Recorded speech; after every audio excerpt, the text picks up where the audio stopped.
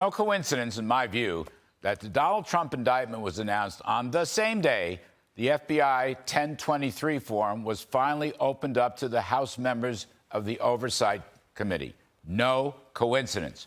While President Joe Biden smugly answered a reporter's question about bribery charges by saying, "Show me the money," well, that clock is ticking for Mr. Biden. Sources briefing Fox News Digital were very clear about the allegation Biden was paid $5 million by a top dog at Burisma Holdings, and another $5 million went to Hunter Biden. The FBI interview came from a highly credible source who detailed multiple meetings and conversations with the Burisma people. The pay-to-play bribe was to force Ukrainian prosecutor Viktor Shokin out of office, which is exactly what Joe Biden did.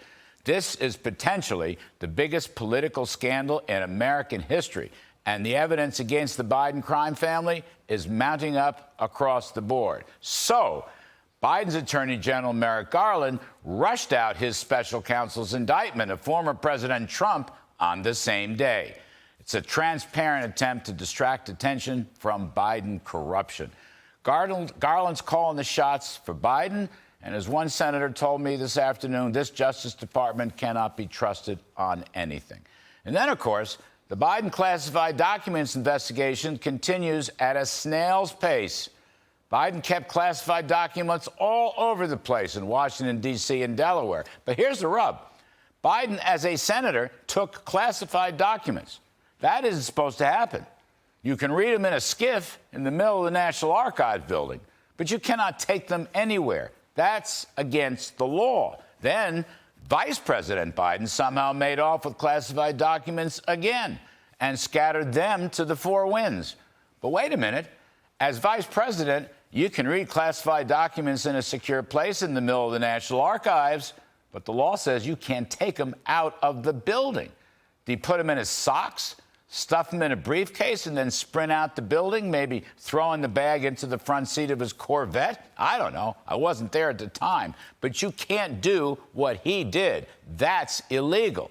Now, former President Trump, however, was permitted to take documents, and however sloppily those documents may have been shelved, presidents are allowed to take them and declassify them and then return them if they want to. So there are a couple of key points here. One is this should be a civil proceeding, not criminal. And second, the charge of espionage is totally absurd. Now, here's my pal Mark Levin, famed Fox contributor and former chief of staff to Attorney General Ed Meese. This is what Mark said last night. The Presidential Records Act is not a criminal statute, and it was never intended to be. There'd be no obstruction issue of any kind, not even in anybody's imagination, had they not criminalized this case. This is a document case. A document case where a president of the United States or a former president faces 100 years in federal prison? Is this some kind of a sick joke on the American people?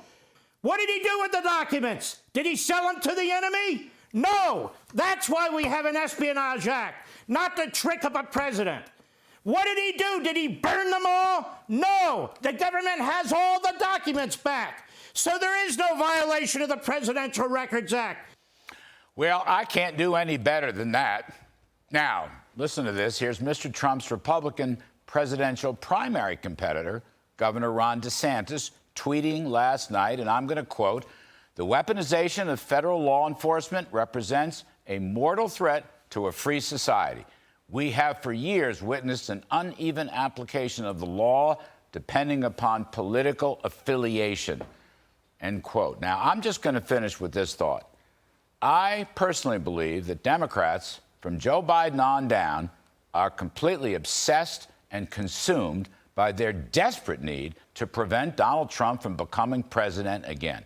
And I believe this is what all this is about. All this meaning the crazy indictment by far-left Democrat Alvin Bragg in New York, this classified box hoax in Florida, and the ginned-up Georgia election grand jury, also run by another left-wing Democrat. They're all doing Joe Biden's bidding. Stop Trump? Why? Because Donald Trump has what I have described as a secret weapon. I call it his fightingness. Trump is probably the only guy who would go back to Washington and clean out the corruption of the D.C. swamp. It is, frankly, mainly Democratic corruption, deep into the Justice Department, deep into the FBI, deep into the CIA, deep into the entire federal government bureaucracy, even infiltrating our beloved military. And perhaps most of all, Trump would stop the weaponization and politicalization of our justice system. He would restore a true, neutral, unbiased rule of law, which is one of the cornerstones of our great American democracy. That is what Joe Biden and the Democrats fear, Trump's fightingness. And that's my riff for today.